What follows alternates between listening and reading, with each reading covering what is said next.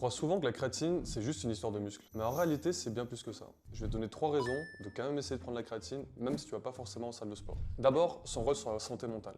Même si la plupart de la créatine est stockée dans tes muscles, il y a environ 5% de la créatine qui est stockée dans ton cerveau. Pour ça, les scientifiques ont voulu suivre des patients atteints de dépression sévère. Ils ont décidé de prendre 2 groupes, un groupe placebo qui prend des traitements antidépressifs classiques et un groupe qui prend les mêmes traitements que le précédent, mais supplémenté en créatine. Après 2 semaines, le groupe qui prenait de la créatine tous les jours a vu ses symptômes de dépression diminuer 2 fois plus vite que l'autre groupe. Et cet écart a continué à se développer au fur et à mesure du temps. Deuxième raison, la performance cognitive. Les scientifiques ont détecté que la prise de créatine peut soutenir la mémoire, améliorer la capacité de réflexe ou de clarté mentale, surtout chez les personnes en manque de sommeil. Et enfin, troisième raison, mieux vieillir.